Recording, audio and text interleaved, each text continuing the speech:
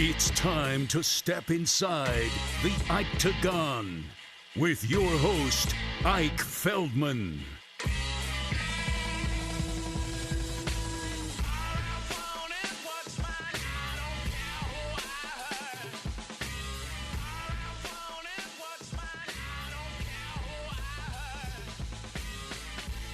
Hi, it's your boy, Ike Feldman, Octagon, Ikeetagon. Your boy is back, your boy is back. The last time you see me, I was speaking to Justin Maltavo, who's fighting this weekend for the Flex Fight Series.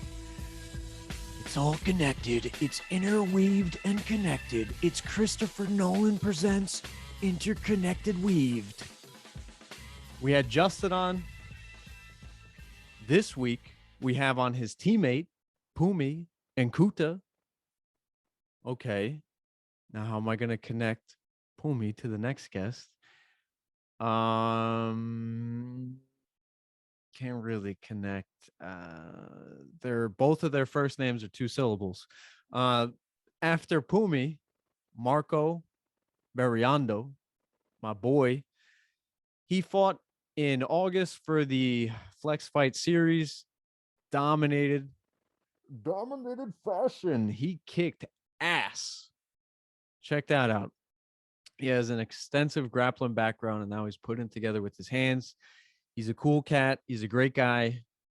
And after Marco, we are being joined by Fight Week fighter Rebecca Bryggman, aka Rebecca Carnage Rampage. She will rip your head off and guzzle the blood down like a young Ozzy Osbourne. So now that I've scared you, happy Halloween, happy October. I can't wait. I'm going to be going to my first MMA event, first live event this Saturday. As I mentioned, the Flex Fight Series. I'll be seeing Rebecca, Justin in person. It's going to be awesome to be on the scene with everybody and in the mix. It's going to be cool. The last fight I went to covered for my ex company was January 2019. Henry Cejudo, TJ Dillashaw at the Barclays Center.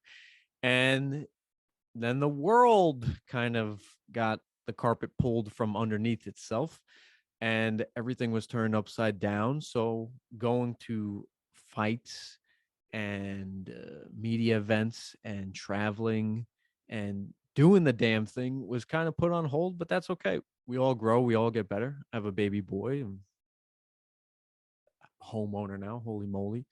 Life is good. Everything's good. And this episode's even better. Guys, I'm trying to be the local guy. You know, as local MMA coverage gets, Jews 12. No, that's a play on News 12. For everybody who's watching this around the world, if you're in Russia, if you're in Australia, mate, if you're somewhere and you're hearing me, the Octagon now is going to focus on local fighters. And as I've said multiple times on multiple interviews, guest spots, episodes, podcasts, live shows, everywhere, I believe Long Island, Strong Island, New York, has some of the toughest fighters in the world. I've compared Long Island fighters with oceanic fighters, the New Zealand and Australian fighters. You got Dan Hooker, Israel Adesanya, as you guys just saw a couple of weeks ago, Alexander Volkanovski, Brad Riddell, Kai Kara France, ton of tough son bitches over in that part of the world. But we also have tough son bitches to match that. Ally Quinta, Aljamain Sterling, John Vellante. How can I forget about Pete Sell, Chris Weidman, Matt Serra? The list goes on of Strong Island MMA all-stars. I mean, come on, guys. Get with the program. So I'm trying to be a part of ushering the new wave of the Strong Island, Long Island superstar. And I believe everybody I speak to on this episode has talent, has the mindset to be a not only a professional champion, not only fight in the UFC or PFL, fighters have fought in Bellator who I spoke to as well, but to be a UFC champion. So if you're one of my friends or family or one of the local guys out of Strong Island, the city, upstate New York, even Connecticut, New Jersey, I'll throw you in there. Even the New England area, I'll throw you in there. Even Southern Jersey, even Pennsylvania, I'll throw you in there. Let these fighters inspire you to, I don't know, maybe join a gym, because you never know what will happen, kids. So, real quick, let's recap the biggest thing in the combat sports world. Tyson Fury. I know I said I'll be local, but this is just too good. It's just too good. Oh, so good, as you guys can hear Tyson there. A little preview, a little bad production there. But Tyson Fury shut the lights out of Deontay Wilder, has closed the book, has moved on from Deontay Wilder, is now the sole possession of being the greatest heavyweight on planet Earth and one of the greatest heavyweights of all time. I thought that he would have a mental lapse. I equated this fight to his post Vladimir Klitschko fight, where he suffered from severe mental illness. He took out his anxieties and depression on food and beer and drugs, and he bounced back from that tremendously. Lost 130 pounds, went on a hot streak, and beat or tied Wilder in December of 2018. And then fast forward to February 2020, like right before the pandemic hit New York and America, Tyson Fury incorporated a beautiful game plan of fighting fire with fire. He attacked Deontay Wilder. And guys, if you don't want to hear this, if you're waiting for your interview, if you're Phumi, Marco, Rebecca, give me a break. Go to the timestamps below. Click your timestamp and listen to yourself. You narcissistic bastard. I mean, can a girl be called a bastard? You narcissistic some bitches. I guess that is a wide array of insult. But yeah, and for you guys, if you're fans of Phumi, Marco, or Rebecca, just click ahead. But just recapping this fight real quick, which is the fight of the year, not McGregor Poirier, not Joshua Usyk, Tyson Fury, Deontay Wilder 3.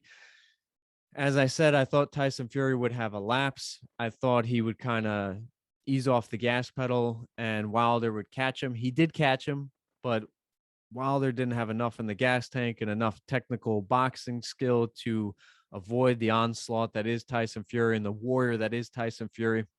He remains undefeated, 31-0-1. That only tie is to Deontay Wilder, but there is no question who is the better fighter of these two. I also thought that Fury would have a mental lapse because Anthony Joshua, who is the prized possession of the UK in terms of boxing, he lost to Alexander Usyk, the Ukrainian, the nasty Ukrainian, undefeated still, Olympic gold medalist. Joshua he didn't show up. He didn't prepare properly, and he just got beat to the punch. Didn't have enough gas in the tank later in the rounds, and Usyk just swarmed all over him. So my point is, if Joshua would have won that, Anthony Joshua, we would have had England's or London's Anthony Joshua and England's Tyson Fury, or wherever the gypsy land is in the UK. They would have matched up, would have been $100 million fight. That did not happen. That was thrown out the window. So I assume Tyson Fury would lose focus, mentally not all be there 100%. Physically, he looked great, phenomenal.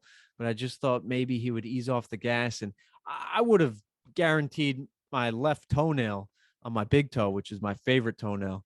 I would have guaranteed that Deontay Wilder would have at least survived to a decision. I know it made to the 11th, 1.5 rounds away from a decision, but I just thought for so many reasons, Tyson Fury was just going to ease up mentally, and Wilder was determined mentally, especially after all the pressure he put on himself for all the excuses he made following the last fight. But credit to Tyson Fury.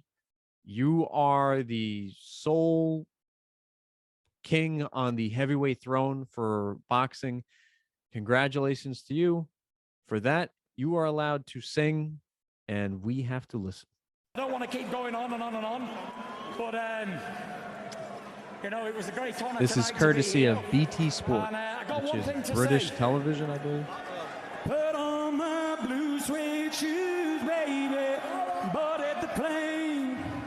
A touchdown in the land of the Delta Blues, in the middle of the pouring rain. Not bad. You see handy when you look down over me. This is Tyson Fury. I got a first class ticket, and I'm as fly as a guy can be. I was walking in Vegas. I was walking with my feet on the field. I was walking in Vegas.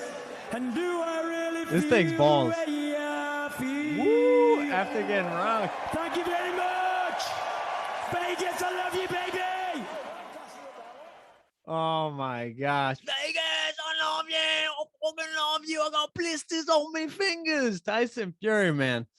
The biggest balls this side of the Mississippi. Holy moly. That guy just got knocked down 3 times in the head, and he continues his tradition of singing. A couple of fights ago, he sang the Aerosmith song. I think it's from Armageddon. I forget how it goes, but this is good, man. This was top freaking notch. Walking in Vegas. I was walking in Vegas. Yeah, baby, come on. Come on, Tyson. The way I feel. Come on, harmonize with me, Tyson. Thank you, Vegas. Oh my gosh, unbelievable. Vegas, I love you, baby. Yeah, he sounds like he's doing a concert in Vegas. All right. Credit to Tyson Fury. I just wanted to play that for you. Shoehorn that in somehow. Maybe it was a little forced. May the force be with my sound bites and production. But enough of me. Phumi Nkuta. Don't worry, you'll hear him correct me with the name pronunciation. Take it away, brother.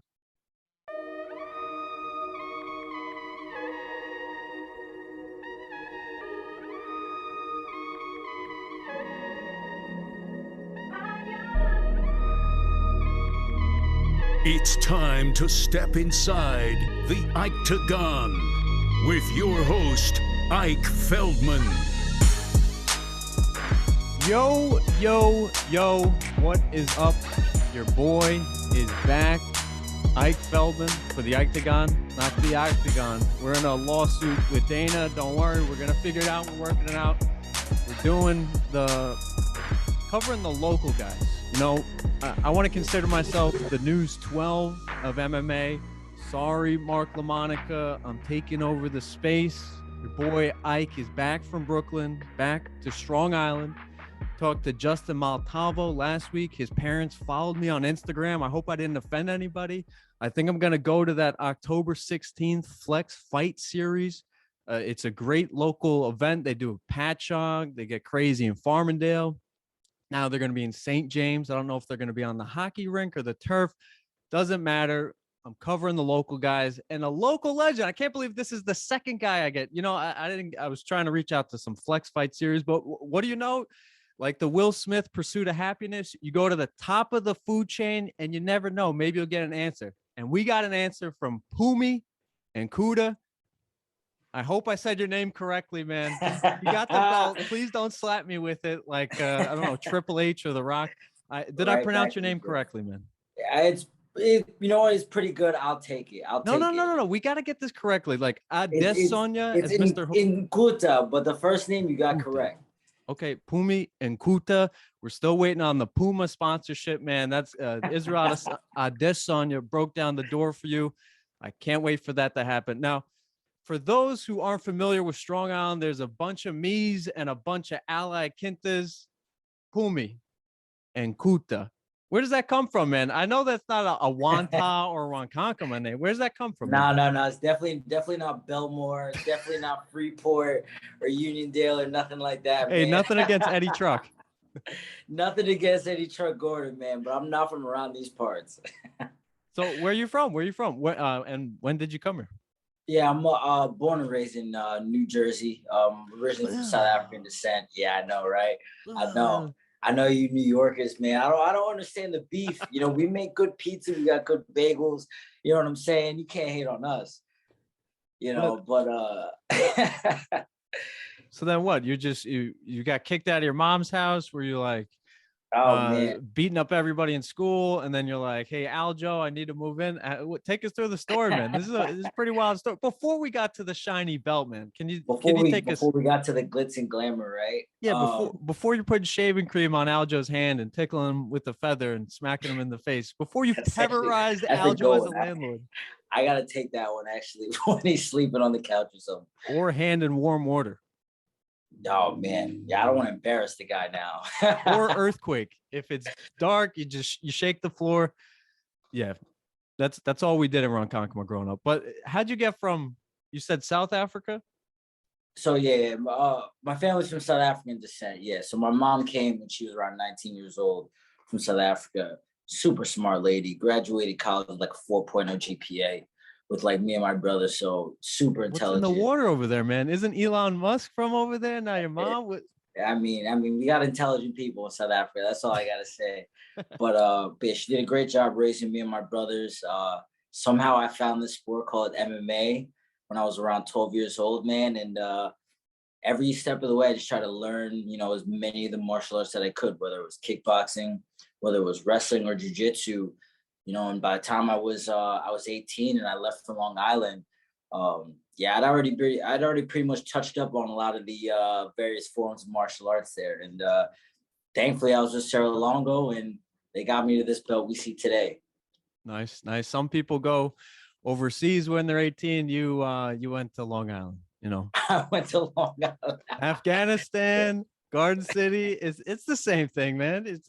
I'll tell you what, man. It's nice because look, it almost kind of is like Jersey, right? You got your different areas. You got your suburbanness. You got good bagels here. You know what I mean? You got good pizza here. But like, thing I like about Long Island, man. Yeah, right. It ain't so bad over around those parts. But you're like talking with your hands. I know. Well, that's the New York in me now. I've been here too long. I'm like starting to turn into one of you guys with the gabageesh and the gabagools. You know what I'm saying? Oh my gosh, man! What is this? What is this modesty though? I expect you to like come out with like paint on your face, like have like a bunch of posters in the background. I saw the promo, man, and credit to Mark LaMonica on Twitter. He's he calls it now the Phumi promo. When you call that, did you say GSP? I know you said Silva. You said a couple of people. Did you even attack like Ronda Rousey? You're going after everybody in that promo, man. What took here's over the thing. you? I'm not even attacking anybody. I'm just spitting facts over here. You know what I'm saying? I mean, I feel like attacking somebody would be to, I don't know, talk about your mom or talk about how ugly you are. You know, you can't get girls or this or that. I'm just stating facts, man. And look, I love GSP. He's probably my favorite fighter ever. You know, I loved Anderson Silva growing up. One of my favorite fighters ever. Khabib Nurmagomedov, same thing, great fighter. At 3-0, 4-0, these guys weren't world champions. You know, I love those guys. They were my favorites growing up, but I'm just doing it differently than a lot of people in this sport and a lot of people in the past. And I think soon they're going to see why, you know, I say I'm on the level of some of the GOATs. And where do you get this confidence from, man? I see the pro record 4-0, the amateur record 3-0. Is it just building up with each win, or it is 5 as a pro? Yeah. Oh no, as an amateur. As an amateur, it's 5-0. What the fuck, sure, dog? Okay. Yeah, okay. They got to update Tapology is one you got to go to. That's like the best one out right now. Okay. So, where do you get this confidence? Was it always there, even when you were an 0-0 amateur fighter, or is it just built up with each win? You're like, hey, I'm kind of good at this. It's hard work, man. It's just years and years of hard work. Like I told you before, I've been training, I've been studying the sport since I was 12, you know? So, you know, and obviously when you have, you know, the great team around you, Ray Longo, in my opinion, you know, the greatest striking coach in MMA history, Then you got Matt Serra, probably the greatest, jiu-jitsu coach in MMA history. Got two of the greatest guys ever who beat Anderson Silva and George St. Pierre, on your tenure. I mean, what are the coaching staff can say they've done that? You know what I'm saying? So at the end of the day, man, when you're in good company with those guys, when you're around, had an issue there. When you're around, the guys like Aljamain Sterling, who you've seen, was fighting for CFFC when I first joined the gym. Now he's UFC champion, you know what I mean? To see his journey, see Marab's journey, man, from like when I came to the gym, dude didn't know a lick of English. Now he's, I do tiles, I do sheetrock. Yeah, dude, now like not only is he killing it in the UFC, just beat Marlon Moraes in crazy fashion, but like, dude, he's talking about, his road to the American dream, and obviously, being around Ally Quinta, Long Island legend, being around Chris Weidman, guy who beat Anderson Silva. I mean, all these things, as long as you work as hard as you possibly can, they kind of come together and they breed confidence, man. Hard work breeds confidence, and hard work amongst the best breeds a different kind of confidence. And I appreciate you touting the resume of Long Island fighters. I think we're the toughest sons of guns around the world. Maybe the oceanic people, the New Zealand and Australian people, they're pretty tough. The Whitakers, the Hookers, the Adesanya, especially after the Gastelum fight. Huge respect for them. But I just think there's something different in the water here, man. As you said, Weidman over Silva, hello. Serra over GSP, probably undoubtedly. It was Silva for me, but as time goes on, it's the steroids kills me with Silva and Jones. It has to go to GSP. Especially Jones, man. I mean, Silva popped, but you also know Jones was, I don't know, man. Let's not even get into it. But yeah, I can't count some of these guys on my greatest of all times list. You see? Agreed 100%. And I think that loss to Hamill, when it happened, I was like, oh my God, John Jones, no, how did this happen? And then as the eye pokes and the illegal knee against Anthony Smith continue, forget about the outside of the cage stuff, as this stuff inside the cage keeps continually happening. I guess they moved the whole card, on like a week's notice, man, because this guy failed. He couldn't pass a drug test in Nevada, which is kind of crazy to me. So. But he's not undefeated in my eyes. Like, he didn't do it right. Whatever. So you get your confidence from being surrounded by greatness, basically. And I think a lot of respect has to be thrown on the CFFC and for what Robert Haydak. Oh yeah. I don't know if you knew this. He wrestled D1 and he's a black belt, I think, in Kempo or something. Got to talk to him like a couple of years ago, but yeah, so if he doesn't put on the belt exactly how you like, man, just take it, nod your head, bow. He could throw a high kick even in those slacks. Be careful. But you got what is it? Kyle Doc? Is it Kyle or Chris? Who's the one who just fought? I think it's I can't remember his name, but it's Dukakis. Yeah, out of CFFC. He just won right last weekend. You got him, Jimmy Rivera, Aljamain Sterling, as you said. This is a very respectable league.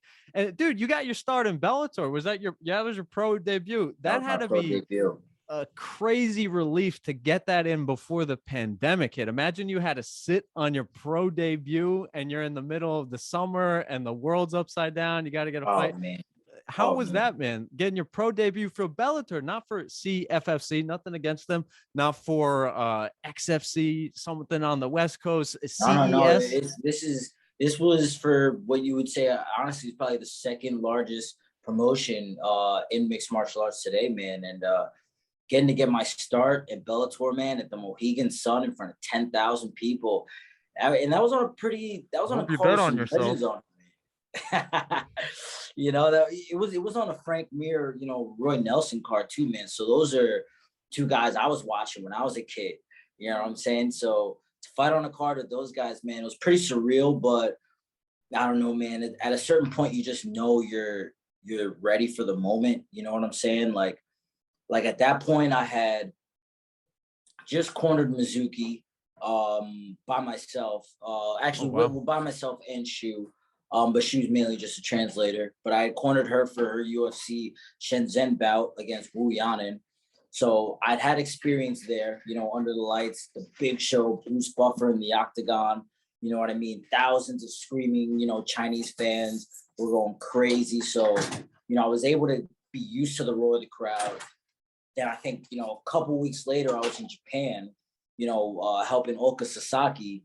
And that's in a big stadium in Japan, man, in Osaka, Japan. Huge stadium, big city, loud, crazy fans, man. So by the time I fought in Bellator, it was like the third time I'd been in front of a crowd like that. I think like a 3-month stretch. So for me, it was just another day in the park. You know what I mean? I wasn't really caught up in the lights, wasn't really caught up in the moment. If anything, I was more worried about just the fact that it was my pro debut. But other than that, man, I just know I'm made for these moments and these situations. So when you put me in front of them, man, I'm not going to break. I'm not going to will. I'm going to be present. And respect to the guys who are built like you, the Demetrius Johnsons, the Henry Cejudos, the Alexander Volkanovskis, not the guys that are like kind of like the Zabit Magomed Sharapovs or the Ortegas or Holloways, the lanky guys. But I seen on your resume, man, you're taking down all these string bean guys. Like I think your body type is the future. Yeah. I couldn't understand until I realized Volkanovski. It's kind of like he's getting in 2 strides by the time Holloway or by the time Ortega does 1 stride. And he's in and out with that inside kick before they can even lift their leg to even check it. Like moving the leg is like tomorrow's news, but even checking it, they're so slow to that. Is that where you feel the speed advantages, just because you're facing lanky guys that look like the car salesman, like the balloons? Yeah. They keep giving me these long fighters, man. I don't know if they're trying to set me up or what, but these guys are not going to beat me, man. I agree. But no, man, I think I have multiple advantages everywhere, whether it be, the speed, I think I have an advantage there. Obviously, I have an advantage there in the ring. I believe I have definitely, I'm solid in the strength department as well. If you ask any of these guys, as soon as I grab a hold of them, I'm pretty damn tough on top, man. And that last guy, Miguel Diaz, he was bleeding a lot. You know what I mean? Showing after results of what I can do from when I get top control and top position. Even look at the cardio, man. Like my last 2 fights, I'm able to fight 20 minutes and not get hit, and then fight for essentially 19 minutes and not take a single scratch on my face. So that was the most impressive part. Getting the fight done in the last minute. Not strong. That's what I'm saying, man. Like, not only am I fast, not only I'm strong, but I got the cardio to go, and man, the technique is just on point too. So I truly believe I'm about as close as you're gonna get to the perfect fighter. Skill for skill, will for will, and physical attribute for physical attribute. I just, no matter how tall these guys are, I'm gonna use my size as an advantage. Are we catching you now while you're humble, and in 2 years you're gonna have sunglasses? There's gonna be a smoke-filled room. There's gonna be 2 honeys on either side of you, and you're gonna be like, "Yeah, I got cardio for days because I'm putting in rounds in the bedroom." And you know who I'm referring to with that reference, man. Or are you gonna keep it as everybody says 100? Is this who you are, or is it just, I don't know, man? The glitz and the glamour are gonna shine. Or are you just waiting for like the UFC call? Because I've realized my fight of the year is Dustin Poirier versus Charles Oliveira, but nobody cares about that. It's martial arts, but it's prize fighting. The more eyeballs you bring, the more dollars you bring. It is part of the business. And when you see these Brazilians on Dana White Contender Series who are speaking way better English than Charles Oliveira, a guy's been in the UFC for probably a decade, it's like they're ready to play the game. They're ready to make some money, not just put on performances. Is that your theory, that maybe you're going to go into the UFC because you're getting into the UFC, spoiler alert, and you're going to make noise immediately and maybe be 3 or 4 fights away from a title? I mean, look, here's the thing. First things for first, like, I know I have the skills, and like I said, I know I have the wills and the technique to beat any of those guys in the world. Of course. So, yada, yada, yada. Come on, get to the good stuff. But look, man, I don't know. At the end of the day, I'm selling as it is, man. I'm keeping it real. I'm confident in my skills. Why? Because I'm in the room with the best guys. Because I'm constantly training every single day. Because the days when I don't want to wake up, and train, I'm in the room and I'm working hard, man. That's why I have confidence. So I don't need two baddies next to me or whatever, like some smoke-filled room. Like, that's not gonna breed confidence in me. Like, True. that shows you could have confidence, true, but at the end of the day, man, it's because when people know where I'm at or when people ask where I'm at, they can either find me at home or at the gym. And, you know, more than likely I'm gonna be at the gym. You know what I'm saying? So, you know, at the end of the day, when I make it to the UFC, when that day comes, I'm probably gonna be in the gym a lot more. And you know what? I'll probably be talking a lot more trash too. But why? Not because I'm with two bad girls next to me or because I'm in some, you know, smoke clouded room like you were saying, but because I'm putting in the work. At the end of the day, man, the reason why I got to this belt in just 3 wins, why I defended it in just 4, is because I put in the work. So will I be more cocky or confident? Probably. I probably won't be wearing those sunglasses though, but just the more work I put in, the more confident I get, brother. I respect that. Tony Dungy said if there's nothing to be worried about, the former Super Bowl winning coach said there's nothing to be worried about if you come prepared. And that basically seems like what you're laying out. You know, you put in the work, so you're not afraid. It's like that just shows you the level of craziness that maybe Conor's not necessarily putting in the level of work, but he's still maybe trying to be like a bigger figure in the ring and try to win the fight before it even happens. But yeah, I respect it, man. Again, we're being joined by at Phumi Nkuta _MMA on Twitter and Instagram. We got to get those Twitter follows up, man. I guess IG, you're just sliding in everybody's DMs, so you're just building your. We know how it works, man. We know how it works. Phumi is on everybody's feet and in everybody's DMs. We get it. No. I'll work on that one. I gotta keep that part quiet. I'm just kidding, man. Jeez, we don't want to upset the landlord that we got ladies of the night coming in, Mr. Aljamain Sterling. Get to him in a second. 2 more questions, if you could bear with me, man. Now, we talk about the pressure of this. I think it was Full Reptile, Dan Hardy's production. I don't know if he was on set. I just saw the Instagram clip, man. You were being compared. Now, we all know Matt Serra is a showman. He's excellent on camera. This is why the UFC backs him. This is why Dana White and Dean Thomas love hanging around him. He on camera, who knows if when the camera turns off, he's like slaps you in the back of the head. He goes, go back to the mats. Get away from me, Phumi. But when the camera is on, man, he compared you to the second greatest middleweight of all time, in my opinion, in Chris Weidman, and one of the greatest champions of all time, and a guy who's done it right, who's a gamer through and throughout, not just because of his ESPN Madden tournament, because he loves to fight. Dude, you're compared to a legend. That's pressure. That's enough pressure. No honeys, no smoke, no Bentleys. That's enough pressure. How'd you digest that? You know what it is, man? I used to kind of look at a lot of situations as pressure-filled situations, and we get anxious about certain things, man. But what's the secret now? Yeah, tell me. Now I'm at the point in my life, man, where, dude, I don't know, man. I just take every day as it is, and I love every aspect of life, and I take everything as it comes, man. So, right, you know, let's say something bad would happen. You know, I would always get so tripped up on it. And let's say something good would happen. Oh, you always build yourself up too much, almost to an unrealistic, you know, point of view. And now it's almost like, don't get me wrong, I take it with the absolute respect, but when someone says something bad about me now, you know, I take it, but, you know, I don't let it define me. You know what I mean? Same thing when someone says something great about me. So, you know, do I get crazy pressure, or do I have to feel some type of way when Matt Serra does compare me to Chris Weidman?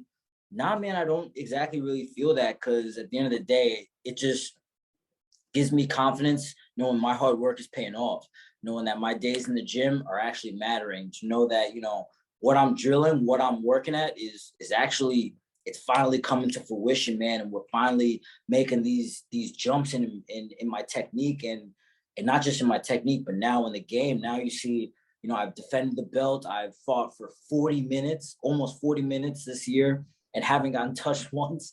You know what I'm saying? And so for me, it doesn't really add pressure. If anything, it kind of relieves pressure, because it's just like, all right, I know what I'm doing is working. And come on, man, when you got Matt Serra saying those good things about you, it can't make you feel bad about yourself, and it shouldn't, you know, make you feel worried about the future, man. It's only got to give you more confidence.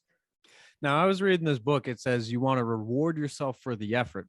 it sounds that like you're a results-based person, like my father, man. He's from Israel. I could tell him all the things I want to do with media, the things I want to do in like local competitions or something. If it doesn't happen, if he doesn't see it, he doesn't believe it. Are you a results type person, or will you reward the effort? You have an amazing week of practice, maybe in the off season, and you can have some pizza or something, and you're like grindstone, like you grind and grind and grind, and maybe you're hell to live with as a rentee. Like, how do you reward yourself? Do you wait till after the fight? You just drink, eat, ice cream, pizza, whatever you want, or can you let the steam out? Are you a guy who builds up, or can you see the big picture? Hey, see, here's the thing, man. Like, for me, most important thing to be about being the best is being the best martial artist, being able to train every day, and being the best in the room, and then that translates to the fight. You can't really train every day, at least at the level you want to train at, when you're partying and eating BS, right, and drinking all crazy. So, I kind of go by like what my old wrestling coach used to say. And, let's say we won a match on Friday, he'd say, all right, you got the weekend to celebrate. But as soon as you get back into the gym on Monday for that first practice, it's almost like you never even wrestled, like you never competed. Throw that match out of the window. It doesn't even count anymore. And for me, I mean, obviously I give myself a little bit more than a weekend, but I kind of give myself the week. I'll still train. I'll still train like 2 or 3 days that week. But yeah, man, I eat a little bit. I go a little off the rails. You know what I'm saying? But I give myself just 1 week of that, and then I'm back in it. Now, I heard Cejudo saying it almost takes more confidence. This was on the JRE podcast. It almost takes more confidence to do not only 1 rest day, but to do 2 rest days. Does your mind play tricks with you that maybe you're not trained? Like it says, okay, get off the couch, go for a run, watch tape. Is it hard for you to binge watch a series on Netflix or sit through a whole movie without thinking? Like, because us as Long Islanders and Jersey people, we could be our own worst enemies. We grind ourselves to dust. Yeah. And honestly, man, I was actually kind of suffering from that a little bit last camp, man, when just you're thinking so much, you know what I mean, about and sometimes not even a fight, man, but just about, my skills, is this good enough? Is that good enough? Can I be better at this area? I'm trying to work on this. I'm trying to She didn't open the DM yet. Yeah. Right? These are all things that happen. Whatever it may be, it's on your mind, and it's just, you're just weighing on you. So, yeah, man, I'm kind of in that way. I'm affected by that a little bit, but at the same time, man, like, you need that to be the best. If you don't have that, then you don't have that sense of urgency.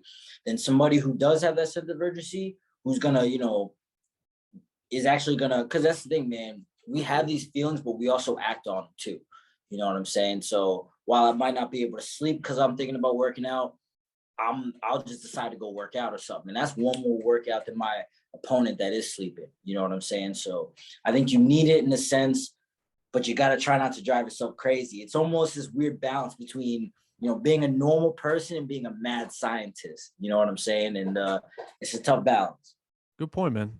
Do you have any military background in your family? You seem like very coordinated and calculated in the way you're approaching this game of fighting, which can be like the craziest career where you're bringing in 100 million, or you could be a guy who's bringing in 1,000 and 1,000. Like, yeah. And I lean towards your type of style of just axe to the grindstone. We're not in 2005 where you just train for 8 weeks before your fight. You kind of live like GSP, like Khabib, the martial arts lifestyle. Do you have any strict backgrounds? Your mother principal or a cop or something? Where does this come from, man? So my grandfather was like, I don't want to say like the principal, but like essentially like he like ran the school district. There you go. Definitely in math, right? So he definitely instilled a lot of those characteristics into my mother, who definitely knows how to run a household, man. My mom can hold it down. And she was holding it down by herself with 3 crazy boys. So, yeah, we had to follow her rules, or it was her way or the highway for sure. So you kind of got to learn to do the right thing, get your principles straight, and think accordingly. Think on purpose. You know what I'm saying? Awesome. And Let's talk about another household that you're in. Something that has been just, I think the fans, I think the MMA community, MMA Twitter, which you would know nothing about, your MMA IG, stay on that team. Us, No, the no, no. Twitter. I gotta figure out this MMA Twitter thing, man. I don't look, man. I gotta, cause some of the things I see, I gotta put a stop to this, We're man. idiots.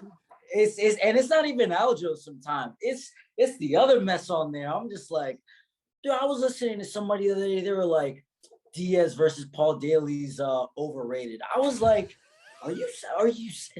I don't know, man. I gotta come and police MMA Twitter because this is getting out of hand. That's right. That's right. And speaking of your boy Aljo, what I was hinting at with the landlord and the household, man, does he run a tight ship, or is he the guy who's walking around with the Dunkin' Donuts and it's probably like a day old coffee? It's lukewarm. Is he knocking on everybody? The rent is due. The rent is due. Could you take us through Aljo as a landlord, and if there's any story you could tell us? No, he's good, man. As a landlord, He's I hacking will. the feed. He's a pretty good landlord, man. Definitely a good dude. Doesn't stress anybody out. I mean, we're all adults too, and we're all boys, so he's never really got to worry about us or anything like that because he always does right by us. We do right by him. He's not exactly strict on anything, but I will say, man, when it comes to like cleaning the faces, you know what I mean, like the face of the oven, or you right, you have no idea what I'm talking about. Yeah, But this guy Aljo that's a comes pain in the home. ass. He's like, look, man, you got to clean the faces. I'm like, what are you talking about? The faces? Steve Weezy, one of the other roommates, is like, the faces. So I don't know, man. So yeah, he gave us like this whole lesson on cleaning the faces of everything in the kitchen. Does he sit everybody down? Does he pause Netflix? Is he like, hey, it's come to my attention? He will pause in Netflix, but he will speak over whatever's going on to let us know. Man, or he'll just send us a big text and we'll know he's upset. You don't have to say anything. You could blink twice if I'm correct. As much as he is a people person, he's on the desk for UFC fight nights. He does his weekly scraps, man. There is a tough dad in those eyes. Like there is a tough man in those eyes. And I always feel if there's a tough guy, it means that the woman he's with, congrats to him, his fiance, that means she's even tougher. So don't mess with, I guess it would be Mrs. Sterling, future Mrs. Sterling. That's my opinion. Like she gets the credit. As tough as he is, he goes back. I would not cross her path. I would never. Oh my gosh. Phumi Nkuta. Did I say it right? Close enough, my friend. One more time for us. I hate close enough. No, that was good. That was good. Give it to us. Come on. Say Phumi Nkuta. Come on. Phumi Nkuta. You said it very Italian-like, but that's all right. You said it with the gabagish, but. Oh my gosh. Well, Phumi, thank you, man. Good luck on your training. Are you guys trying to fight early winter, spring, summer? What's the plan for your next fight? Oh man, I don't know. I was thinking I might have to take some time, but my weight's coming down already. Yeah, I feel great to go. I'm untouched. I don't know. We'll see how soon I hop in there. Now, I saw you were. I'm sorry for keeping you. I saw that you were 135. Did you ever fight at 135, or is that another sure dog mistake? That was as an amateur. I fought at 35. Okay. So my first 3 fights as an amateur were at 35, and then my last 2 as an amateur were at 25. And how's the weight cut to 25? Tell you what, man, I'm definitely a bigger 25er. Okay. But that's my weight class, man. I think it's perfect for my style. It's perfect for my speed. It's perfect for my strength. And I bring something that these other 25ers can't bring. Fantastic, man. Good luck to you and the team. Enjoy your winning, man. You are a world champion. Fuck Silva. Fuck GSP, man. They don't even speak English. You're the man. We love you. As local fighters get, you're New York now. We have drafted you in the state draft. Jersey's behind you. Forget about it. They could keep the Jets and the Giants right now. New York has Buffalo. So thank you for coming to Long Island, man, and congrats on all your success. Seriously, it's pretty awesome. Thank you, man. Thank you so much. And Cheers to the future, man. Let's take this to the top. Hopefully, I come back on this podcast as a UFC fighter. Damn straight, brother. And again, if you got two honeys in the room, you could share. Didn't P. Diddy say that? He goes, "You bring your friends, I bring my friends." I'm just kidding. I'm married. My wife sees this, she'll kill me. Yeah, take it easy, man. Back. Pay the rent on time, and have a good day. Take it easy, brother. All right. You too, man.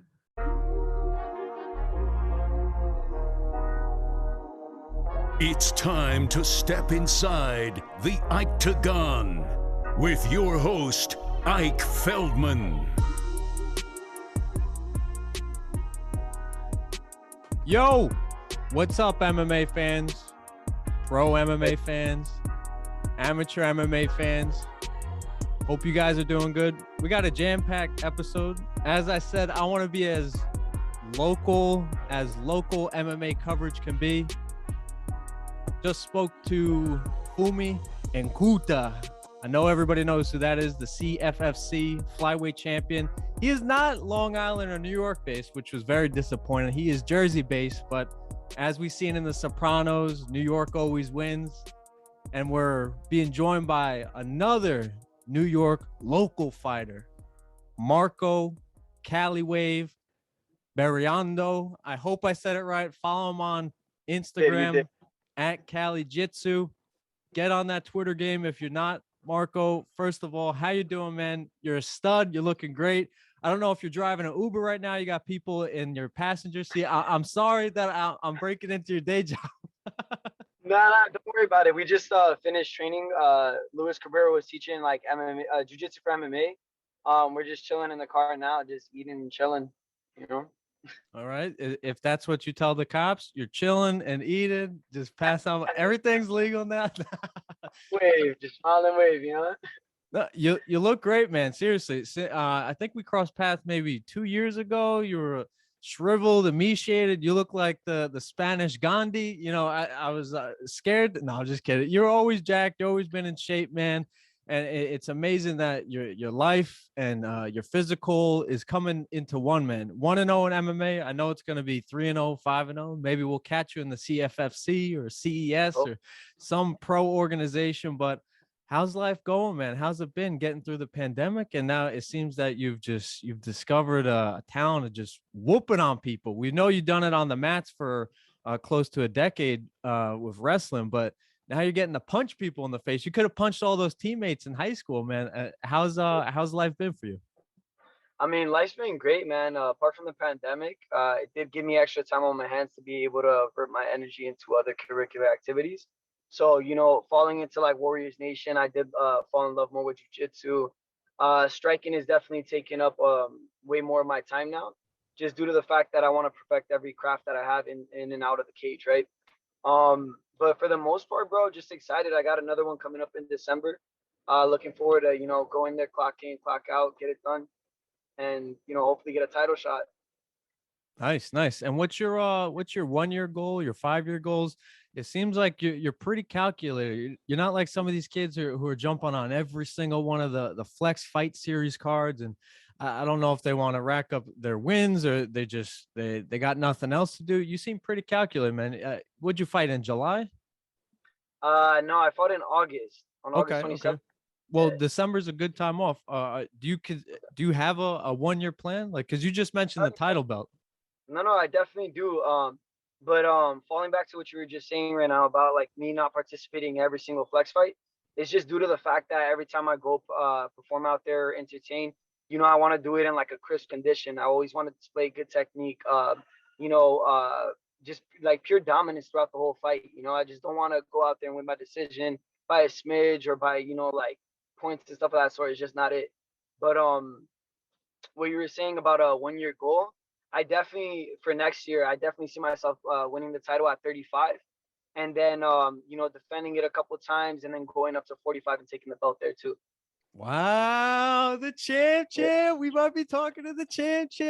And it's funny you said the word dominance again, man. I literally highlighted the word dominant because in your post-fight interview with the Flex Fight Series color guys, you said the word, I want to dominate. You know, you talk shit, you get hit, I dominate. You bring up dominate again, you put on a dominance performance. I respect it, man. You don't want to go out there half-assed or 70%. You want to be 100%, and you want to climb the ladder. And the more crazy performances you put on, you're going to climb that ladder faster. So are you studying your opponent, like not sleeping, not Netflix and chilling? You're just studying him like on his Instagram or whatnot? Or are you just like the old school Khabib style where it's just me, I don't care what my opponent does? Yeah, I would say that, but I'm a very strong believer on don't prepare to fight one person, prepare to fight anybody they put in front of you. Okay. You know what I mean? So like, I don't go into the gym and like, all right, you know what? Let's say his name was Bob, right? I'm not like, okay, I'm gonna get good enough to beat Bob. You know, Or like Andrew. I gotta look at that. Yeah, you know, or Andrew. Yeah. So But yeah, go ahead. no, keep going, keep going. You're preparing to fight everybody. Bob's, Andrews. Yeah, bro. Like that's pretty much it. Like I just don't look in that mindset of like, you know, just beating one person. You know, I gotta be ready for whoever they put in there, because you know, God forbid something happens to my opponent, they get a fill in. You know, like I gotta be ready for anything to throw at. I respect that, man, because a lot of people make the excuses when, say, like Nate Diaz steps in on short notice or Michael Bisping steps in on short notice. Everybody, they also say the person who has had the full training camp, they're like, well, yeah, but we also got the short notice. I go, no. It's like you had the full training camp. Chad Mendes stepping in against McGregor. No, McGregor, you've been training for 8, 10, 12 weeks, man. The credit should always go to the short notice guys. So I respect what you're saying about prepare for everybody. Definitely. And talking about your preparation, what is your martial arts background? Again, we're being joined by @Cali Jitsu, very simple on IG. What is your martial arts background? The announcer for Flex Fight Series mentioned your wrestling 9-year background. Can you explain what type of style of wrestling and what are you doing now? Yeah, so I wrestled throughout like high school, a little bit after that, but I did in high school. Obviously, everybody does that folk style, just common, you know, type of wrestling. So there's not a lot of slams. You have to wear headgear. I didn't really like that. I'm a big Greco guy, so I like the upper body wrestling. So it's from your waist up. You could throw, you could suplex. You know, you get points for throwing them from behind or from forward back. So I do like stuff like that. I did freestyle as well. That's pretty much it. Are you worried that you will ever face a better wrestler in there? Because MMA wrestling is different than folk style or Greco-Roman or freestyle wrestling. Yeah, no, of course. I mean, there's like they say, there's always gonna be somebody better than you, but at the end of the day, it's who wants it more. You know, like as a wrestler, you grow up just knowing to drive through your opponent. There's not a like you don't really doubt yourself, you know, because at the end of the day, they're only human. I respect it, man. And in your post fight, I felt a lot of emotion, man. You said like you're gonna give like the last drop of you pause. You said something like I'm gonna give everything I got and to my opponents, top or bottom. I'll give it to them how they want it. No, pause.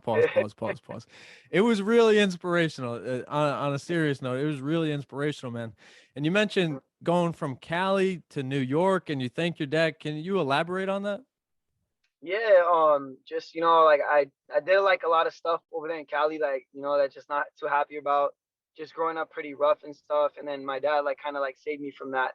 So I had a decision: either stay there and deal with the consequences of the stuff that I was doing, or you know, coming and my dad taking custody of me, you know, being on a couple of legal circumstances over here, and then just switching up my life. So you know, for that I'm always thankful, because even in wrestling, I wasn't the best wrestler in high school. And no matter what, to him, I was always number one.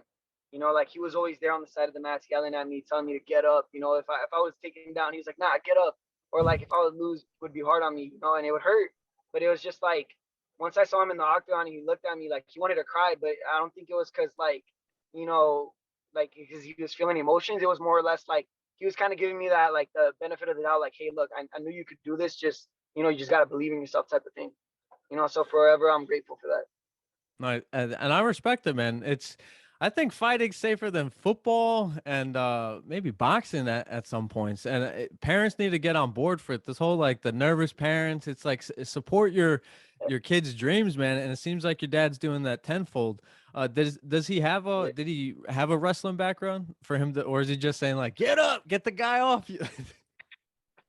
Nah, so he played like semi-pro soccer and stuff. Oh, I think nice. that's where the athleticism came from, because I would see him as a kid. You know, he'd always wake up early, go train and stuff of that sort. But the only thing is, like, for him, it's like uh he's just always like, go for, like, fuck him up, you know, or like, get up, don't get fucked up, you know, like those are his three like terms. So I'm pretty sure like that's all that goes through his head at that time. I don't think he understands, like, you know, what's going on, but slowly but surely he's starting to understand the concept of fighting. Nice. And did you guys have a chat like over the pandemic? Did you have like an inner talk? Did you have a talk with friends and now teammates? That what changed over the pandemic? You seem kind of on the fence when I met you a couple years ago, man. We were training with the Montenegrin killer kid at Crunch Fitness in Flatbush, Brooklyn. That kid, he's on track to be a UFC champion. His mind is set. His father's a fighter. Like, he's on set for that. What changed in you, man, to also now that you have this goal? You seem kind of like we had to drag you to the turf to try to get you to show us some wrestling and dominate us. But what changed? Was it that, like, I don't know, instead of just sitting there with empty hands? Because where I grew up, if you have too much time on your hands, you turn to the bad stuff, man. Whether it's I mean, God's green earth stuff is not that bad, but it's the pills where things can get bad. I'm not saying you're going to turn to that. You're way past that at the stage of your life, but maybe you could have ate more. Maybe you could have messed with some not so fly honeys. What exactly changed from 2019 to 2021? Just like, honestly, it was just doing the same thing. Is your Like, girl in the car right now? Right now, am I blowing up a spot? nah, you're good. She is, but it's fun. But yeah, no, like, honestly, what changed was like, when I met you, I was working at the UFC gym, so it was kind of like I was just about getting money and, you know, just being in school and maybe some jits here and there. And then when the pandemic hit, like, cancel, Urena, I don't know if you remember it. Yep. He Yeah, so when the pandemic hit, One of the before it, best like, shape ups. One of the best shape ups or chin straps. yeah, most definitely, bro. But he told me before the pandemic, he was like, "Hey, bro, like, you know, don't worry, like, I got you. I'm working on something." In my head, I'm like, "Yo, this is just work. This guy is just bullshitting me, telling me this." You know what I mean? And then, bro, pandemic hits. 2 months pass, or a month, I think it was. He calls me. He's like, "Yo, Bobby, we got the spot in Queens. Like, pull up and let's work." And then I came through, and it's just like it became a natural grind to, you know, to become like family with the Warriors and stuff. You know, having my brothers around, it was always like motivating to see everybody grinding and having their craft. You know, like seeing Drew with his jujitsu, like, my son's a killer, bro. Like, you know, he does a lot of like flashy moves. So obviously, when you see that, you're like, damn, you know, I want to do that, or I want to try that. You know, and then it just everything started to build up, because then we brought along like Luis Cabrera. We have X. Who else do we have? We have Danny Maldonado, aka Flashionado, you know, Hulk Villa, Pedro Villa. You know, everybody in there, bro, has a little bit to bring to the table. And the best thing about our team, I think, is that there's not jealousy. You know, like, everybody's humble and ready to teach or learn. You get what I'm saying? So that's pretty much what happened, bro. I just fell in love with the environment of it. That's pretty amazing. And shout outs to Andrew that you did mention. Andrew Franco, who is in the backseat. He's not your Uber driver. I'm sure he would tip well if you were driving around. He's one of the coolest cats in the game, man. And I believe he's like 24, 25. This guy's going to take over. Sorry, John Donahart. He's going to take over. I think they're in Puerto Rico or Texas now. I think Andrew and gang are going to take over the New York jiu-jitsu scene. I love the thinkers like Andrew and the guys at Master Skya, and obviously Hansel and Pedro. I call him the Hulk. I just see Hulk forever. What's his last name again? Pedro Villa. I actually got Luis Cabrera in the car too. He actually participated in jiu-jitsu. Yo, Hello, he's Louis. actually a as well. You know I'm an off-duty cop, right? No. I'm just kidding. I see the sweat going down the side of his face. No, I'm just kidding. But seriously, Andrew's one of the forward thinkers when it comes to martial arts and jiu-jitsu, and it's great things are always going to happen. You know, I popped in one of the grappling industry tournaments, and then All of a sudden, I see Andrew just coaching on the sideline, man. This guy lives and breathes martial arts. He's gonna compete for himself on Saturday. And Andrew, where exactly can we find you? Are you gonna be on flowcombat.com or flowgrappling.com? This one's called the Ironman tournament. I don't think it's on Flow for this one, but I am getting ready for the ADCC trials November 6th and November 7th. So Woo! Where are yeah, those? Are they in Abu Dhabi? not the trials are in New Jersey. Okay, little Yeah, and different. then this Saturday I'll be in Connecticut fighting. Nice, nice. So before this call, Andrew was telling me that he's gonna compete his own, and then he's gonna try to rush out to Long Island to coach. It's pretty spectacular, man. Living and breathing the martial arts lifestyle. You know, the West Coast has years of MMA experience, but now I believe Andrew, in 10 years, we might be looking back at you're one of the pioneers for NYC fighters, man. I appreciate you, and I'm sure Marco and team appreciate you. Marco, you're wearing the WN logo. It's a cool logo. Shout out to whoever got it together. You mentioned that Hansel started the gym in Queens. Looked like some Fight Yeah, Club, like a Hansel and hanging light. Xavier. What's up? Yeah, I If said Hansel and Xavier started. Oh, whoa. Shout outs to X. He doesn't have that clean of a shape up, but he still rocks it well. Xavier. And then Yeah, they moved to Dumbo, man. That's the craziest jump. And then all of a sudden they got these beautiful hanging bags. The mats look great. They got the logo on the wall, man. Uh yeah. is it just the sell job is in itself that he does what he says he's gonna do for Xavier and for Hansel? That is pretty amazing in my opinion. Yeah, I feel like everything they want to do and they say they're gonna do it, but they're gonna do it with like full intentions to become like 200% sure of it. You know what I mean? Like, and I don't think they bring on board anybody like who's not with it. And can you speak about some of the guys that are on board with it right now? Like who should we look out for besides yourself? Like who's got fights coming up? Maybe it's the 16th, maybe it's in I don't November or December. Who should be on the radar for Warriors Nation? So I got Theo fighting Theodore Saavedra. I don't know if you heard of him. Not sure. Yeah, so he's fighting this month. I know Hope Villa is fighting this month as well. And but there's a lot of other fighters that are gonna fight on my team, but for now, we're not booking any fights for them. But they are training. Michael Shiv, he's been fighting. Raniel Rena. We got Erling Collado, Irvin De Leon. There's just so many that I could name. But they're just preparing to be able to shine out there. Fantastic, man. Now let's spin the shine back to you now that we got the Uber guys out of there. That's just kidding. Shout out to Andrew and company. So how old are you right now? 22, 23? And then I'm 22. Okay. Now you have years of martial arts experience. I'm counting boxing. I'm counting wrestling. They're not considered martial arts, but I believe it is an art. Yeah, it is combining it. Man, by the time you're 27, you could easily be in the UFC, man. You could be probably a brown belt. You could be nasty with hands. Where do you see yourself in 5 years? What's your long-term goals? So definitely in 5 years, I see myself already being pro. Maybe just holding a title somewhere, defending it a couple times. But definitely, I don't think I'm gonna be in the amateur world for a long time. Because at the end of the day, there's three things I fight for. And I fight for my legacy, for money, obviously, and just for the love and passion of it. You know what I mean? Like, there's not a day I wake up and I'm like, damn, like I don't want to go do this. There is some times where I'm tired and I'm just like, fuck, like I gotta go train again. But it's like it just feels like a natural habit. It's like going to work. You're not gonna get a wealthy paycheck if you're not clocking in. You get what I'm saying? So that's just pretty much it. Are you worried about losing? I know a lot of people, especially with Khabib, Conor McGregor rattling off 7 wins before he got to Aldo. It's like you kind of want to protect that 0. Even Justin Gaethje came into the UFC 18-0. Are you worried about losing, or you just don't care? It's part of the sport. You're gonna get to where you want to get no matter what. So I would say yes and no.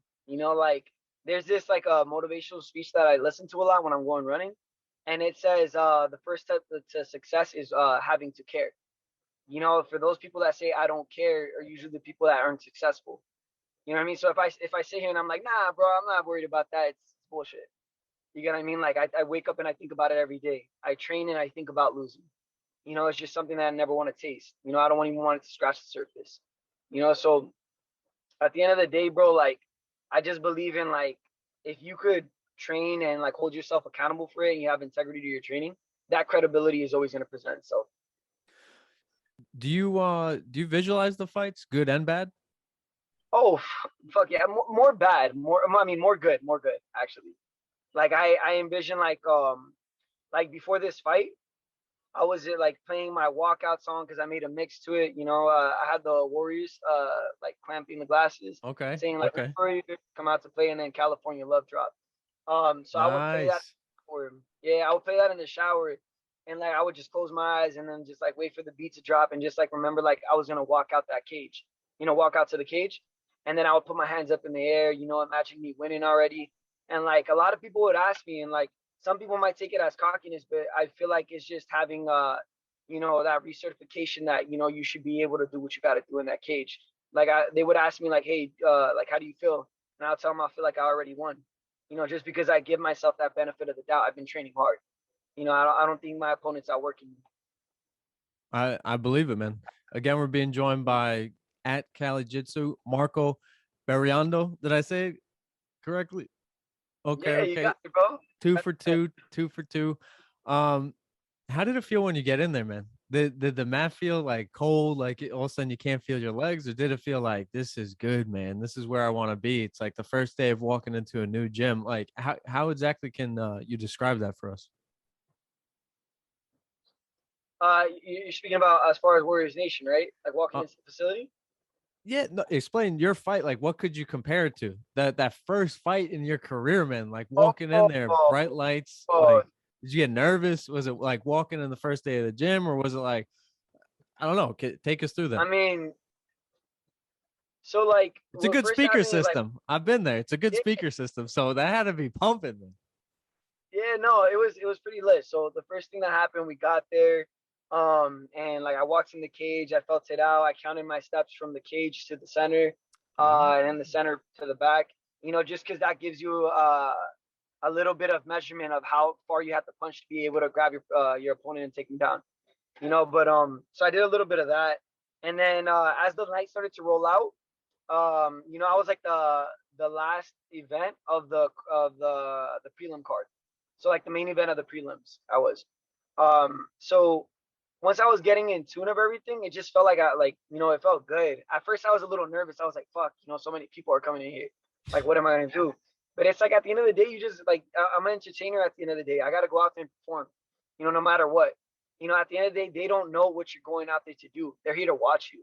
So the pressure is not really on you. It's more or less on them just expecting things. You know, so when I was walking down like from the back for my walkout song, it just felt like amazing because I see like people cheering and stuff, and like people were like dapping me up, you know, like everybody was like lit, they loved the music and stuff. You got to And put for the hand first sanitizer after they're dapping you, man. yeah, now yeah, a little bit. But yeah, like it felt really cool because like everybody was chanting my name, and you know, Wow. I turned around and before I got in the cage, and I was like, let's fucking go, and everybody started screaming, you know, so that Like was a a pretty lit DJ, moment right bro. there. Yeah, Like Steve Aoki. yeah, like to be like quite honest with you, bro, it just felt like for like the first time in my life, like I belonged there, you know, like that's where I expected to be. Wow. Amazing, man. And I feel more than ever we're getting like the fans that like the people who just want to be fans. Maybe they're a white belt, maybe they have a hard punch, maybe they think they're tough, they have a couple of tattoos and they're trying to get in there and like replicate what they see on the UFC, man. I think you're blessed in the sense that you have a decade of experience before these fools. And I really think you're gonna excel and fly past them. And God forbid if there is a if there is a slip up along the way, man, I 100% believe you're gonna be on track. Everything happens for a reason. It's just enjoy the ride, man. I can't wait for your next fight. It's most likely gonna be on Long Island. I guess they Yes, choose.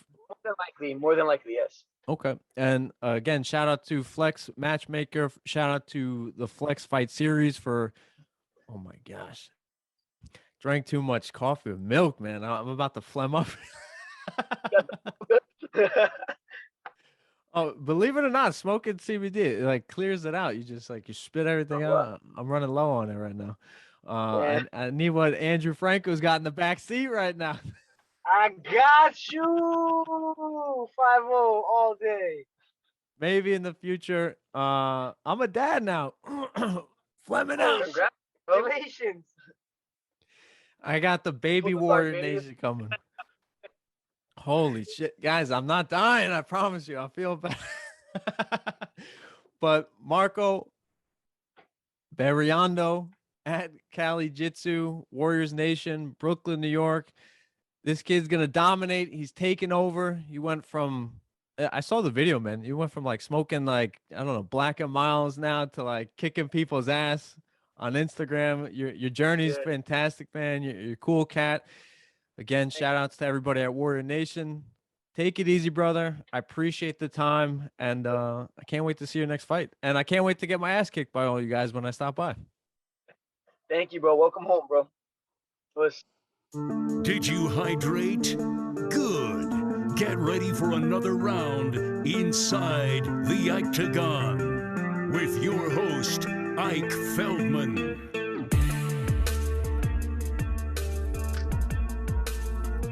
What's up, fight fans? We are at the third leg of this week's podcast. Earlier, we were joined by local champ. We scooped him up from Jersey, Phumi Nkuta. Then we're joined by previous Flex Fight Series fighter, Marco Berreondo. And now we're being joined by somebody who's fighting this week, not somebody who's eating ice cream, playing video games, Skyping, or eating pizza. We're being joined by none other than at Rebecca Carnage Rampage on Instagram. It's her fight week. She's not sweating because she's nervous or it's a big time interview. I know I have that effect. She's sweating because she just did hot yoga. I did it once in my life to try it because Joe Rogan just preaches about it. I tried it. Rebecca, how you doing? And are you nuts? Do you casually do hot yoga? Honestly, I do. I love it. I used to do it a lot back in the day, but I just stopped for a little bit. And then I got back into it recently and I love it. It's good recovery. I know you're sweating your butt off, but like it's really good for your muscles and you feel great, like a refreshed person after you get out of there. So, and you sweat all the weight off because I'm cutting. So. All right. If you're about to pass out, lay down, drink water, exit the room. How intense is it? Like the one I went to, you were not allowed to exit the room. They warned everybody. They're like, chug your water, Pedialytes now. Oh, no, you're allowed to walk out if you want. You're allowed to walk out if you want. But I usually stay the whole hour and I sip water in between because they tell you to do that because otherwise you pass out. But yeah, like I love it. I absolutely love it. It's pretty intense. How would you compare it to like a sweaty July night on the mats? You maybe get in 5, 6, 7, 3 to 5, maybe 6-minute rolls. How would you compare it to like a hot night of BJJ? It's two different things. Like BJJ and like MMA and stuff, like it's hard and I'm used to it. So like, I guess it doesn't really affect me too bad being if it's like hot in the summer and training, like, yeah, it sucks. But like, if you're just in like a room and like you're just like kind of standing there sweating and not moving and like not really distracting yourself by punching somebody in the face or strangling them, then yeah, it's a little rough because you're not used to it. Again, we could probably go into yoga, health, different functional strength activities. Right. But the reason why you're on the Octagon Flex Fight Series, October 16th, I believe you're fighting around maybe 48 hours from now. How's it going? Yeah. This is the first fighter I've had on during fight camp for the Octagon. I spoke to hundreds of people in the past on fight week, but this is the first for the Octagon, especially the local. I'm trying to cover, News 12 does local news. I'm the News 12 of MMA. So Right, how is it yeah. on fight week? How you feeling? How was training camp? When was it? Bellator 231 was the last fight. I'm not sure exactly when Yes, that yes. was. It was 2 years ago, man. Oh It's been wow. that long. Woo! All right. So how is this training camp and how's this fight week going?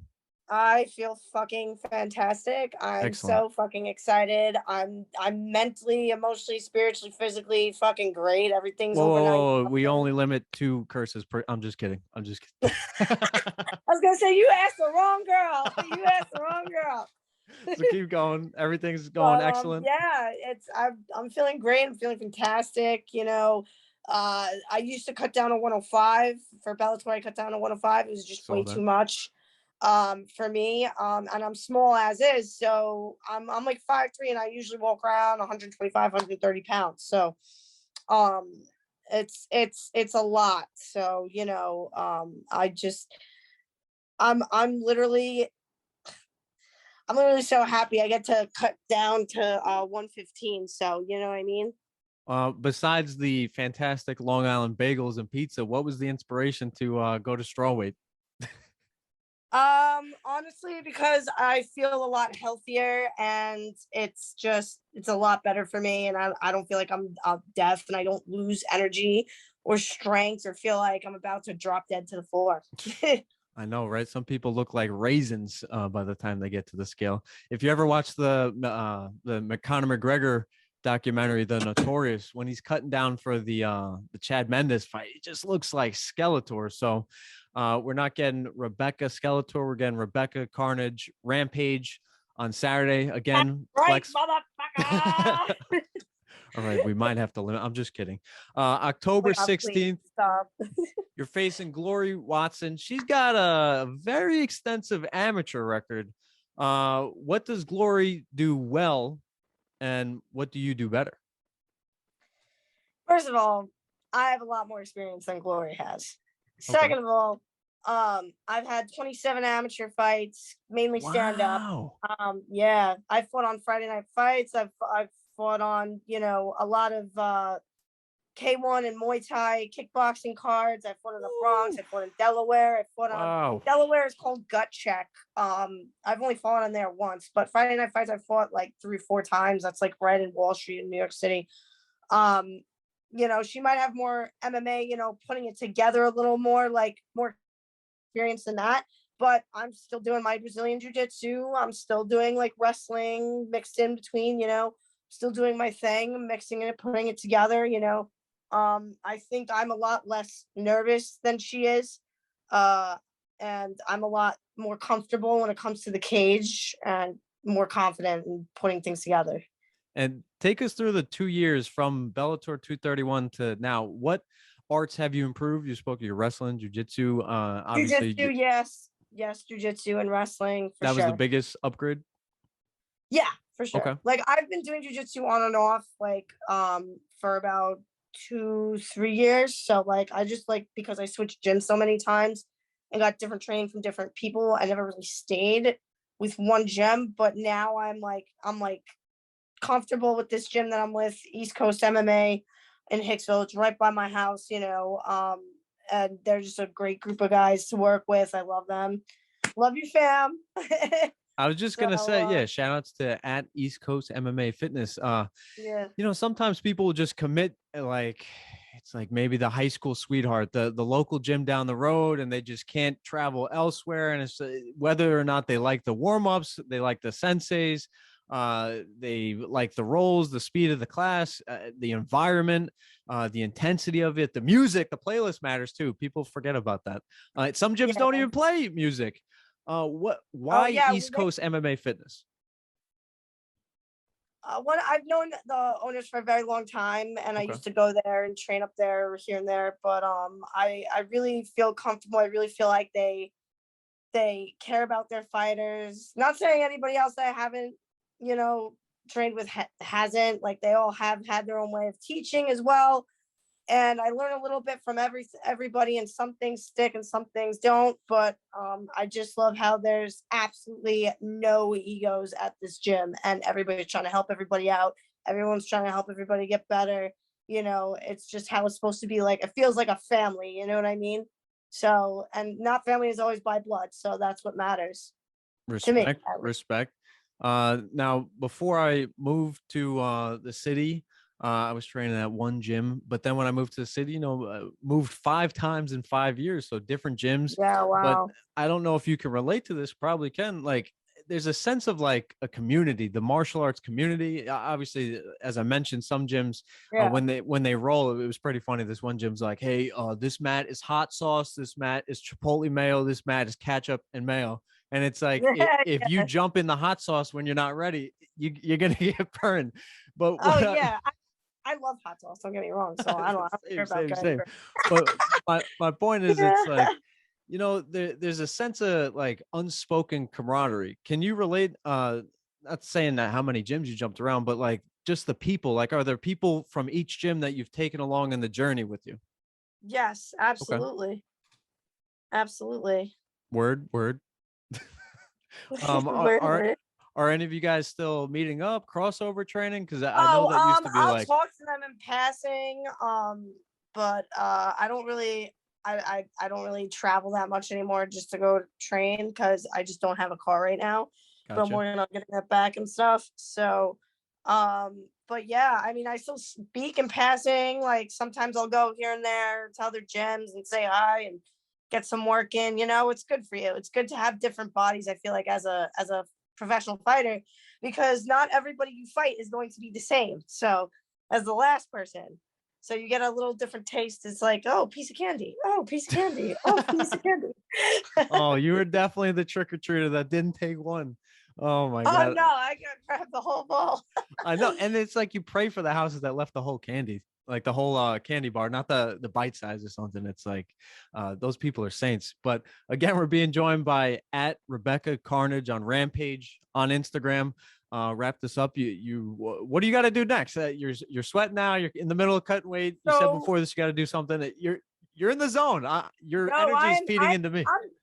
And what's funny? Like when I used to cut weight, I used to be miserable, but like then again, I used to train with somebody who didn't know what the fuck he was talking about, and then like he did teach me some shit, but like this was like years ago when I first started getting in the fight scene.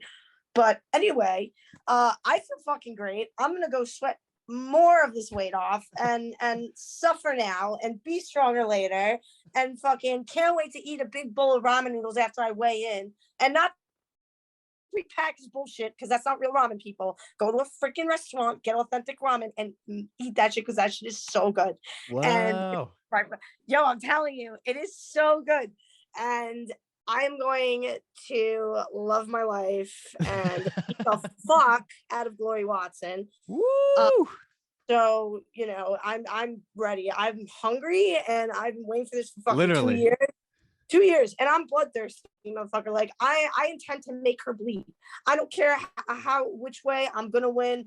I've already feel like I've won because I feel like I got in her head without even her fucking even admitting it.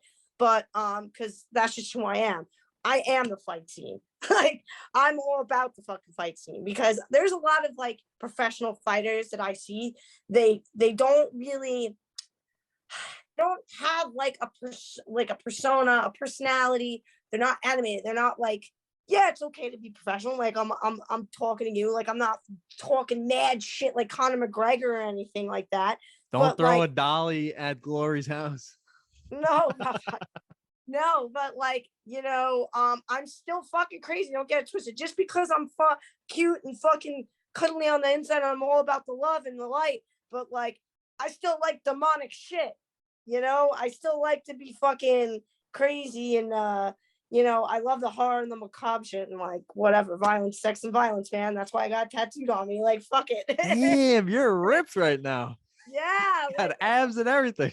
Abs are made in the sauna, not in the kitchen.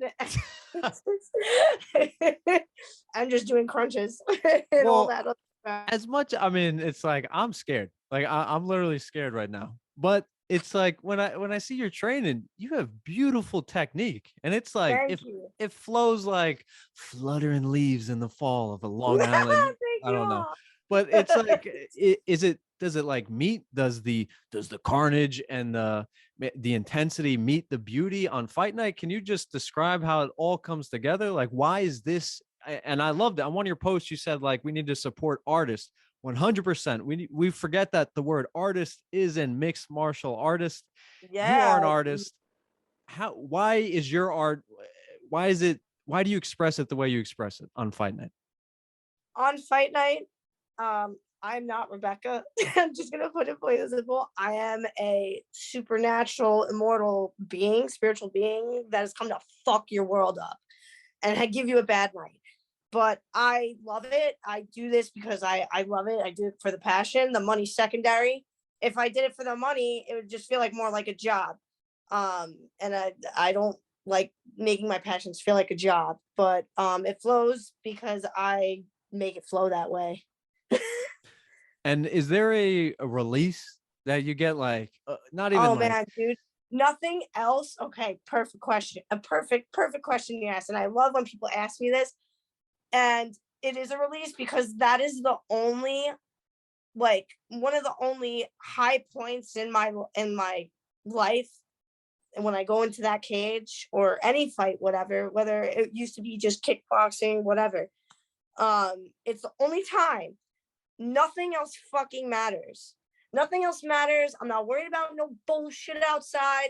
I'm not worried about the fucking Joe Schmo talking shit on fucking Facebook, keyboard warriors, anything outside, anything that could be like distracting me, It's the one thing I can feel present in, totally present, and just be super fucking focused on just one thing.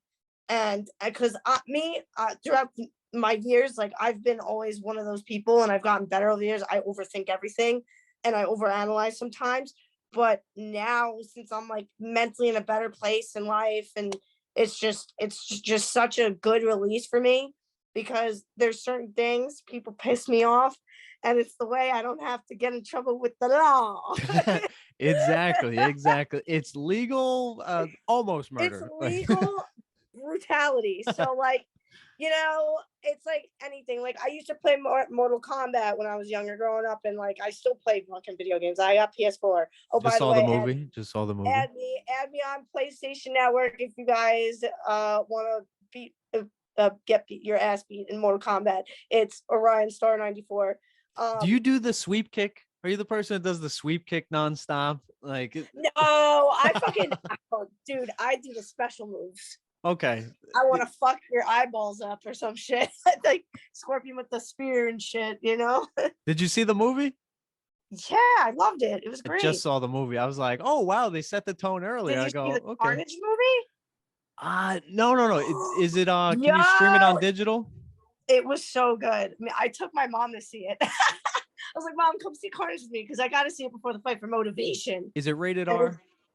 I forgot, honestly. I just went in. I don't know. Okay. I don't remember. I feel like they could only do justice to Venom if he's rated R. But anyway, Woody Harrelson was really good in it. Oh, Woody's in it? I love Woody. Yeah, Zombie Land. You didn't see the trailer? What the hell? No, I'm literally in a bubble. Like I just MMA. Like, my family doesn't even speak anymore. You sound like my father. Like, he's like, you didn't see what happened on the news? I go, no. I go, you're doom watching. I go, you're just waiting for bad stuff. But anyway, my last thing, again, Rebecca Carnage Rampage on Instagram. Your Instagram is flashy. It's expressive. It's beautiful artistry. You're putting yourself out there. With that comes a lot of pressure. Oh, dude, trust me. I like pressure myself. I'm like, I got to do a video. I got to do a Snapchat. I got to do TikTok. I got to do it. And then sometimes I'm doing 10 million of things because it's fucking fight week or like 2 weeks before the fight. And I'm just like, oh my God, I got to do this, blah, blah, blah. And I'm just running around like a headless chicken. But yeah, that's my life right now. Now you just got me on a different tangent. Are you the person that has to like check off A, B, C before they go to D? Like, you can't jump from A to D. You have to, things have I to jump be... from A to D sometimes. So Okay. Fuck it, right? October 16th. I'm sorry for cutting you off. No, good. Okay. October 16th, Flex Fight Series. They're back. The St. James Sports Arena. Hopefully it's on the hockey rink and not on the turf, because then the cage might be shifting around. But oh my God. Rebecca Carnage Rampage, what are we going to see from you on Saturday? What's the result? What's your prediction? My prediction is I'm gonna win, and I'm gonna win whichever way comes naturally to me. So That's it. Blood, death, and destruction, motherfucker. And walkout song. What do we got? Walkout song. I got God Is She by In This Moment. Okay. Oh, Well, yeah. the next time you join me, I'll come out with that. All the best luck to you. Thank you for joining me. Like, now we're within 48 hours of your fight. Good luck on the weight cut. Enjoy the ramen. Is it unlimited ramen? Are you going to be like the unlimited? I've never been. I've only done the cheap stuff. That would be nice, but no, it's just gonna be tonkatsu ramen, you know. Enjoy the noodles, the eggs, that the, salt is that. gonna just taste like Yeah, like a I'm fresh gonna, coffee. Glory's gonna feel the extra 5 pounds. Take your selfie now. We're gonna lose those. We're gonna lose some of those abs. I'm just kidding. Totally, but yeah. But good luck on your fight. I really appreciate this. Thank you so much. Thank you so much for having me. I appreciate it. Well, here we are. I hope you guys enjoyed that episode as much as I enjoyed participating in it. The phlegm is still there. Oh my gosh. Shout out to Phumi. Shout out to Marco, Rebecca. Good luck with your guys' lives, endeavors. If I said anything that would offend you, just smack me in the head when you see me. I'll be on the block. All right. Well, guys, we got another great episode next week. This is the greatest Octagon episode I've had on guests before, but I just feel like this hit home, literally. Remember, as local fight coverage gets, News 12, I'll be undeniable. They'll be like, hey, you guys know that local guy who covers fight news better than us? They'll be like, well, we don't actually cover fight news, so any news that he covers is better than us. I'll be like, oh, well, you're fired. Ike's hired. That's right, everybody. I should probably play the outro music. You know, I kind of forgot. It goes by fast. Oh, this is just like the music that just is perfect for an outro. It's like riding into the sunset, or yeah, that's it.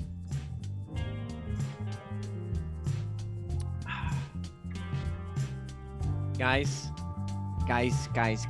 I'm out of here. Hope you enjoyed the episode. More Octagon content next week, and always see my articles and whatnot on NBC Sports Edge. I'm doing the thing over there. I'm working hard, busting my A. Oh. Well, that cut short. Well, your boy's out. Peace.